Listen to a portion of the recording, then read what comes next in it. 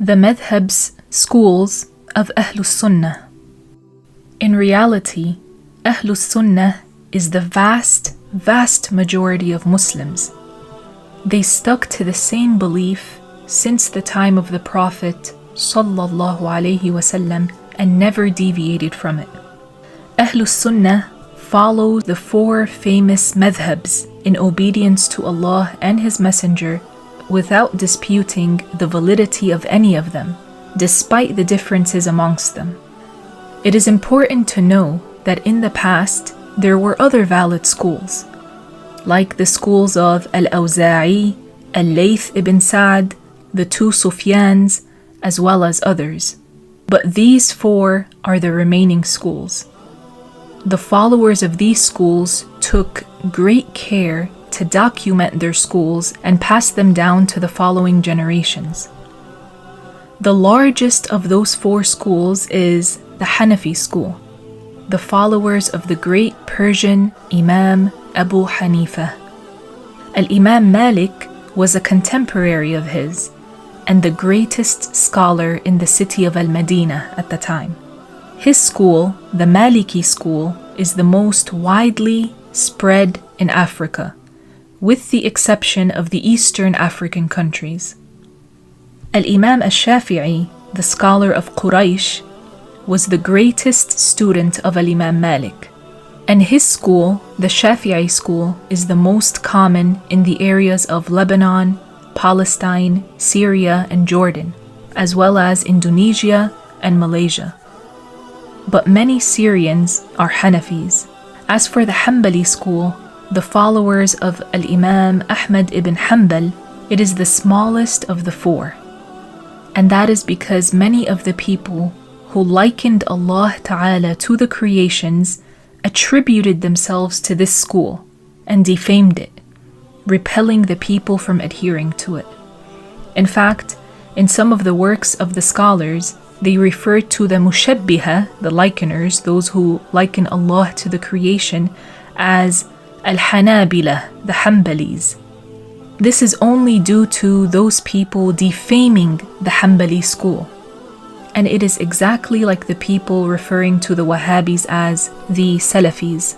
Here we will take an opportunity to substantiate the validity of the schools, because this is one of the deviances of the Wahhabiyys. They say that following the schools, the madhhabs, is an innovation. Some of them, out of their ignorance, say, did the Prophet ﷺ follow a school? The answer to that silly question is, no, he did not follow a school. The schools are based on following him. This means that the schools use the hadiths of the Prophet ﷺ as evidence. Therefore, Ahlus-Sunnah believes that if someone follows any one of those madhhabs, he would be guided. By that, they respect the acceptable differences within the boundaries of the Islamic law, as validated by the Prophet ﷺ himself, and just as the companions and their students respected the different judgments given by different mujtahid companions. Clear evidence from the incidents that took place between the companions at the time of the Prophet ﷺ is what was narrated by Al-Bukhariyy from the route of Ibn Umar, that he said, قال النبي صلى الله عليه وسلم لنا لما رجع من الأحزاب لا يصلين أحد العصر إلا في بني قريظة فأدرك بعضهم العصر في الطريق فقال بعضهم لا نصلي حتى نأتيها وقال بعضهم بل نصلي لم يرد منا ذلك فذكر للنبي صلى الله عليه وسلم فلم يعنف واحدا منهم.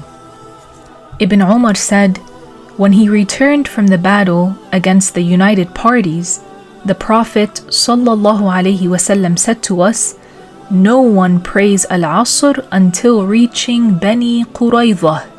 And Bani Quraydhah were a tribe of Jews who had breached the treaty that they had with the Prophet. So he continues to say, some of them were en route when the Asr prayer came in. So some said, "We do not pray until we get there." And some others said, "No, we shall pray. That is not what he wanted from us." That was later mentioned to the Prophet ﷺ, and he did not scold any one of them. The evidence contained in this hadith is that some mujtahid companions understood the apparent expression of the Prophet ﷺ, and thus took it to be permission to pray Asr outside of its time if it meant praying it only at their destination. Others understood that the Prophet ﷺ was telling them to rush to their destination, so to pray the prayer in its time there, but not to pray the prayer outside of its time. Had their difference been unacceptable, the Prophet ﷺ would have scolded those who disobeyed him, because the belief of the Muslims is that the Prophet ﷺ does not remain silent in the face of sins. This is exactly the difference between the schools. Some understood a hadith this way, while others understood it that way. Some referred to a hadith, while others did not confirm its authenticity, etc. But most importantly, all of those mujtahids were qualified. Thus, Ahlus-Sunnah, unlike the Wahhabiyys, they follow the companions in what they did in reference to imitation, taqleed of the scholars and following the schools. And as a result, they did not tamper with the rules of the religion. And more will be mentioned about the validity of following the schools in the section about the Wahhabi grandfather, Ahmad ibn Taymiyyah. All of Ahlus-Sunnah have the same basic belief. They belong to one of two madhhabs, schools, of aqidah, belief, even if some do so without realization. And knowing about this is important. In brief, the two madhhabs of aqidah do not have different creeds. They do not have different beliefs. They carry the same basic belief. The difference between them is in such matters as definitions and terminology. In other words, the base of these two schools is the same. The outcome they reached in regards to the belief is the same. Their differences are in issues like defining terms. If someone follows one of the schools of aqidah, the Ash'ari school or the Maturidī school, he follows the belief of the Prophet of Allah ﷺ and his companions, just as the one who follows the method of the previously mentioned schools of fiqh follows the method of the Prophet of Allah and his companions. If someone says, if their belief is the same, why have two different schools? And if they have two different schools, how could they both be the guided faction? The answers for these two questions are as follows. The first is that they are different schools because they were established by two different men in two different areas, but both with the same basic belief. And naturally, being different individuals, they would differ in their terminology and expressions, even if their belief were the same. Then the scholars who came after them applied the method of those two scholars and taught according to their ways, out of confession that those two scholars were the masters of their time in the science of Tawheed, in the science of creed, just as Al-Bukhariyy and Muslim were the masters in hadith narration, and the four imams were the masters of fiqh. If someone asks, do Al-Bukhariyy and Muslim have a school in hadith? The answer is yes.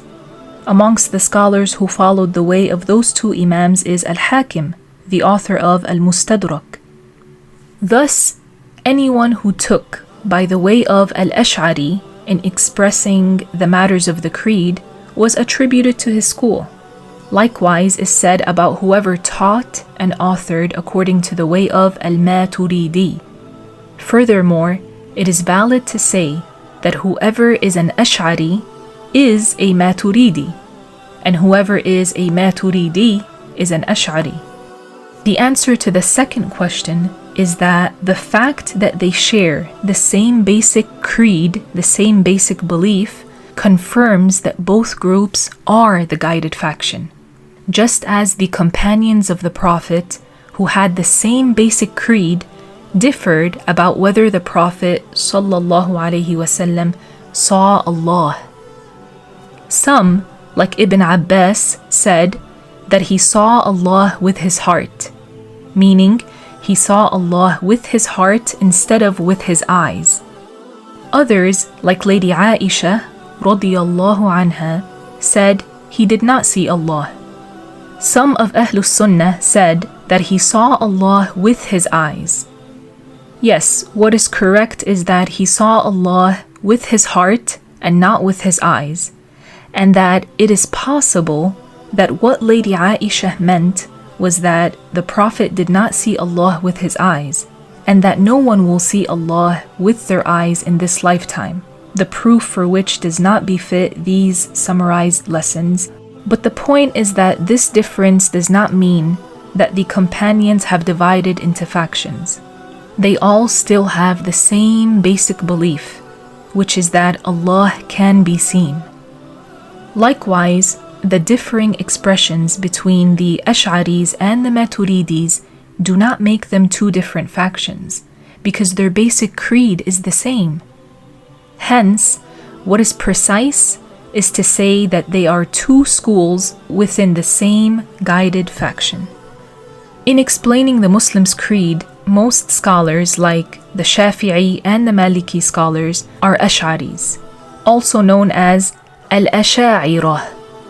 Others, usually the Hanafi scholars, are Maturidis, and it should be known that they are not few in number.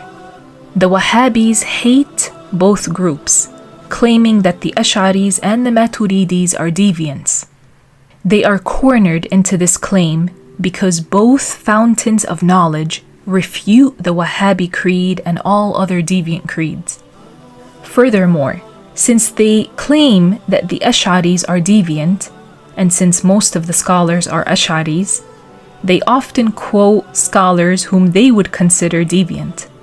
The clout of heavyweight scholars like An-Nawawi, Ibn Hajar Al-Asqalani, Al-Bayhaqi, and others give their books and lessons an authentic tone, although in reality such scholars refuted and disagreed with the Wahhabi beliefs.